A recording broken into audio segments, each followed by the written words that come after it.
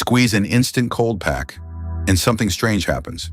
It gets cold, genuinely, uncomfortably cold. It is pulling energy out of your hand and out of the air around it. Nothing is forcing it to. No flame, no battery, no electricity. It simply does it all by itself. That should bother you. Everything you have been taught points the other way. Reactions release energy, fuels burn, explosions explode, energy comes out. So why would a reaction voluntarily pull energy in? What could possibly be worth getting colder for? There is an answer, and it runs this entire film. Because chemistry is not asking one question, it is asking two. Enthalpy asks, does this release energy? Entropy asks, in how many ways can this be arranged? Those are genuinely different questions. They often disagree, and Gibbs free energy is the referee that decides which one wins. Start with enthalpy. The enthalpy change, or ΔH, is the heat energy exchange with the surroundings at constant pressure. That qualifier matters. In an open flask, the pressure stays atmospheric while the volume is free to change, and constant pressure is the condition ΔH is defined for. Units, kilojoules per mole. Draw it as a profile.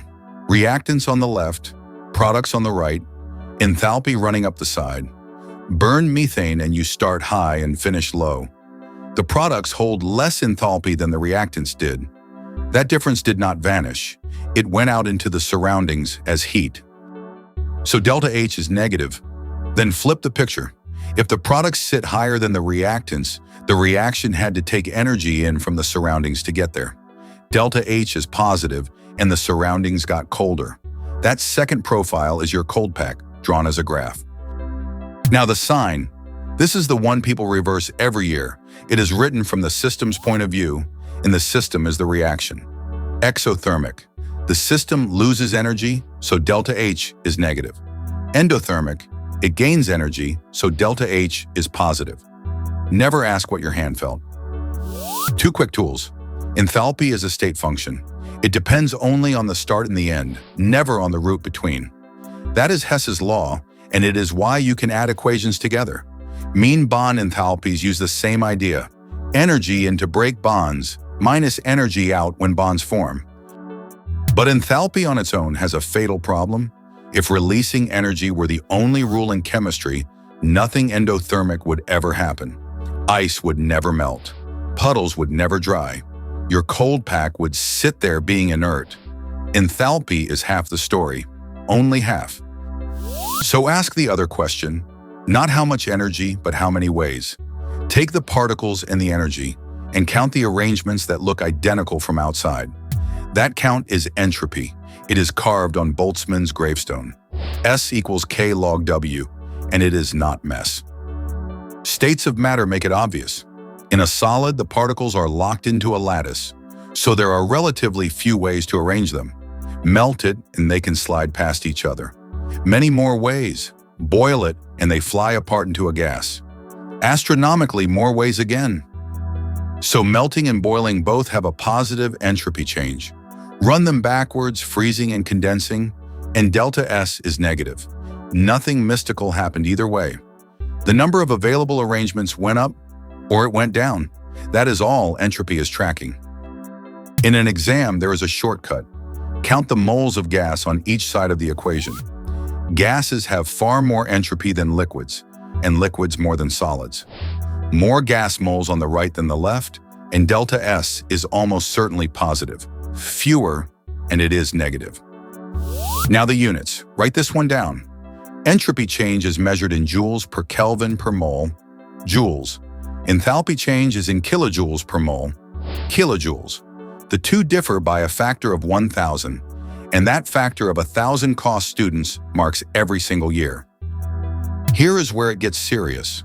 The second law of thermodynamics is not a statement about your reaction. It is a statement about the universe. The total entropy of the universe increases. And universe, for our purposes, means exactly two things: the system and the surroundings it sits in. So split it. ΔS of the universe equals ΔS of the system plus ΔS of the surroundings. And the surroundings only notice your reaction in one way, the heat it hands them. That heat is minus delta H, and the entropy it buys them is minus delta H over T.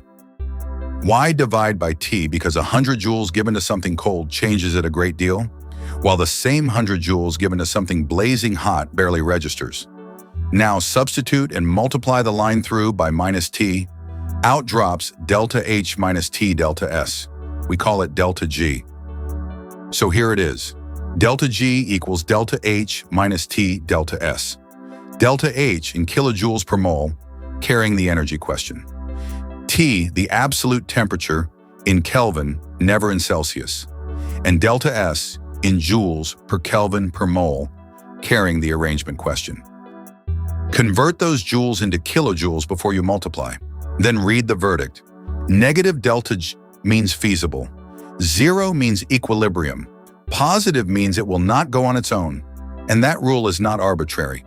Delta G is simply minus T times the entropy change of the universe. The second law repackaged for one beaker. One warning. It is the biggest misconception in this topic.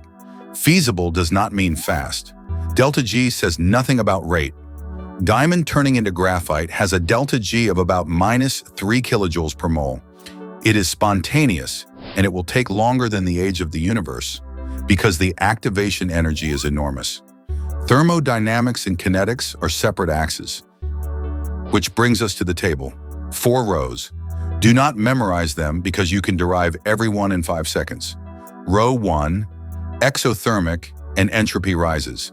Delta H negative, minus T delta S also negative. Both terms negative, so delta G is negative at every temperature. Always feasible. Row 2 is its mirror. Endothermic and entropy falls. Both terms positive, so delta G is positive at every temperature, and no thermometer will save it. Never feasible. Those 2 rows never argue. The other 2 do. Row 3, exothermic, but entropy falls. Row 4, endothermic, but entropy rises. In both, the 2 terms fight, and temperature decides who wins. Row 3 is feasible at low temperatures, where T delta S is too small to matter.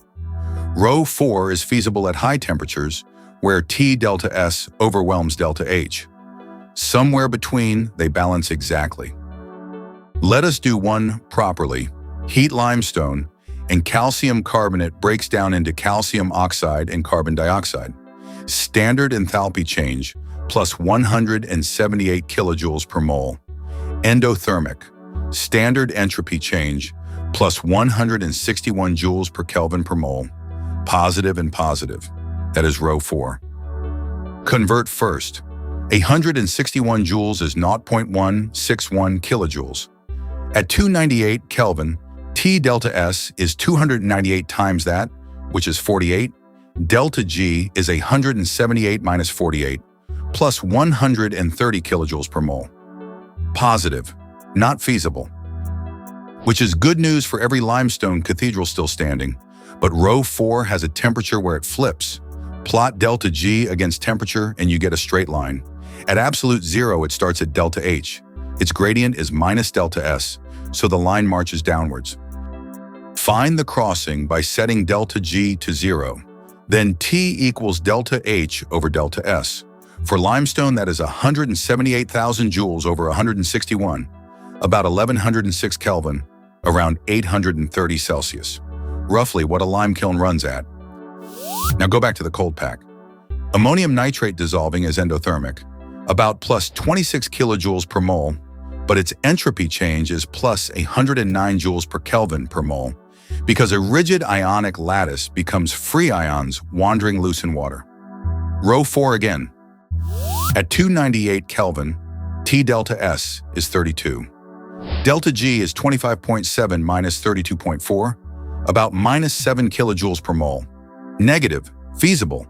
Its crossover sits near 236 Kelvin, minus 37 Celsius. Room temperature is far above it, so the pack gets cold all by itself. So the table was never arbitrary. Enthalpy asks whether energy comes out. Entropy asks how many ways there are to be. Temperature decides how loudly entropy speaks. Delta G reads the verdict. One last thing. This film used delta S as a number you look up. It never said what the number is counting. The companion film does exactly that, and it takes apart the idea that entropy is disorder.